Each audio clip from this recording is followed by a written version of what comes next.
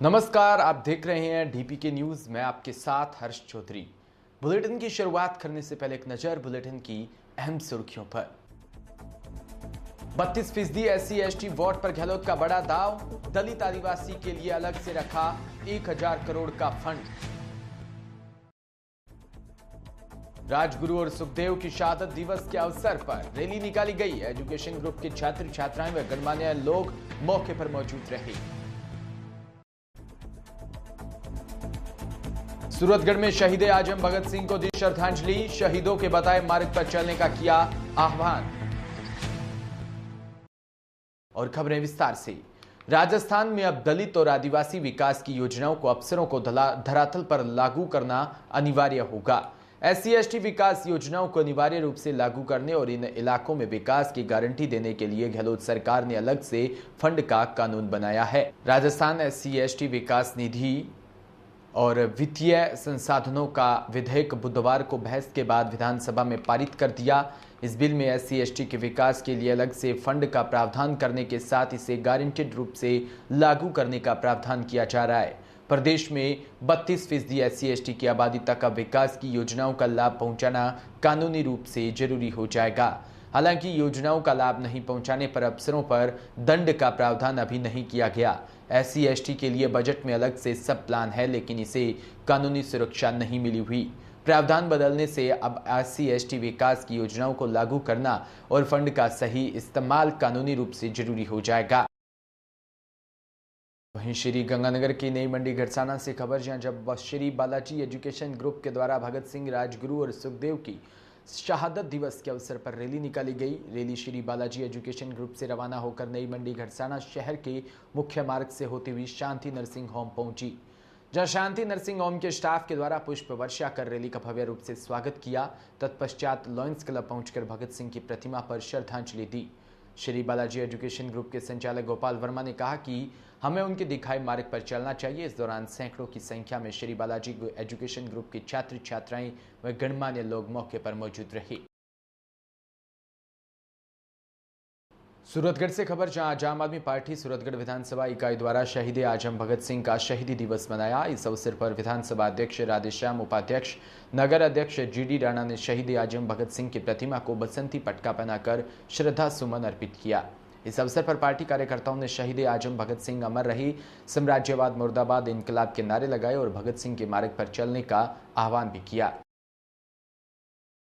सूरतगढ़ में शहादत दिवस पर SFI सूरतगढ़ व DYFI द्वारा विशाल जागरूकता रैली निकाली गई और शहीद वीर भगत सिंह, सुखदेव, राजगुरु को याद किया। SFI ने राजकीय महाविद्यालय सूरतगढ़ से लेकर शहीद भगत सिंह चौक तक पद यात्रा कर वीरों को याद किया। SFI द्वारा व DYFI तथा CPIM द्वारा शहीदों को श्रद्धांजलि अर्पित की गई। वह किसान मजदूर नेता कॉमरेड सकी मोहम्मद ने सभा को संबोधित करते हुए कहा कि आज हम वीर भगत सिंह, सुखदेव, राजगुरु को याद करते हुए इस रैली का आयोजन किया है।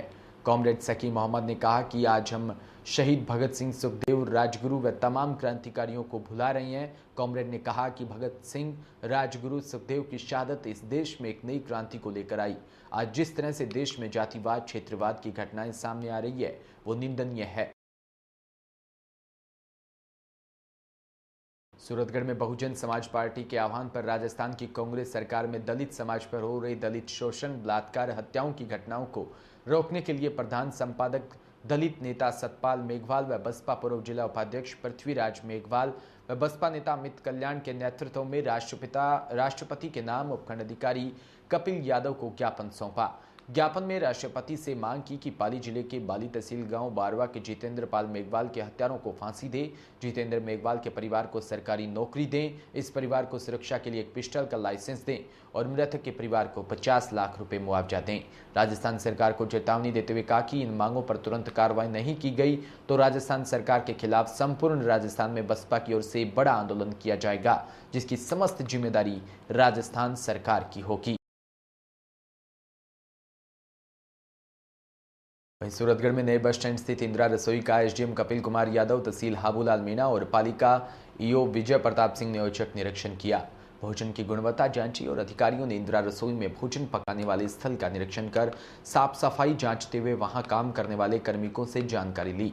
तीनों अधिकारियों ने आमजन को परोसे जाने वाले भोजन को स्वयं चखकर उसकी गुणवत्ता भी जांची है। वहीं सूरतगढ़ में आज कृषि उपज मंडी समिति कार्यालय में गेहूं की सरकारी खरीद की तैयारी को लेकर बैठक हुई। एसडीएम कपिल कुमार यादव की अध्यक्षता में आयोजित बैठक में व्यापारियों के अलावा गेहूं खरीद एजेंसी तिलम संघ के अधिकारी, क्रय विक्रय सहकारी समिति और एफसीआई के अधिकारी मौजूद रहे। बैठक में अधिकारियों ने 55 मैट्रिक टन गेहूं खरीदने का अनुमान जताया।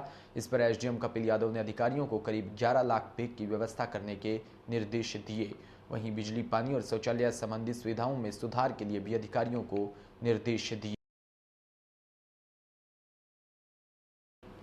खबर कोलायत से, जहां बिश्नोई धर्मशाला बज्जू में शहीद दिवस पर विचार गोष्ठी का आयोजन किया, जिसमें सबसे भगत सिंह, सुखदेव व राजगुरु के चित्र पर पुष्पांजलि अर्पित कर उनको श्रद्धांजलि दी।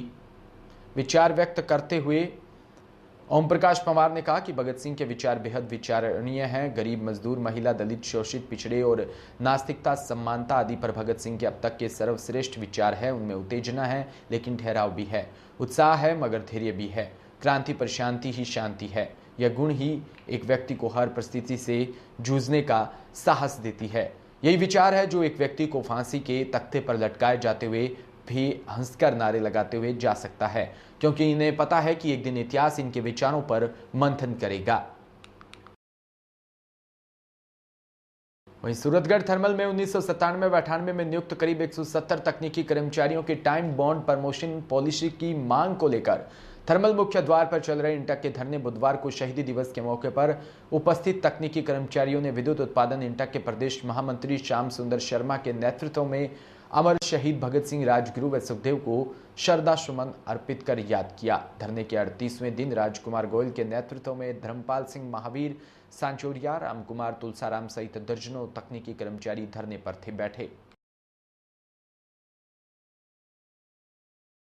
इसी के साथ इस बुलेटिन में इतना ही। नमस्कार।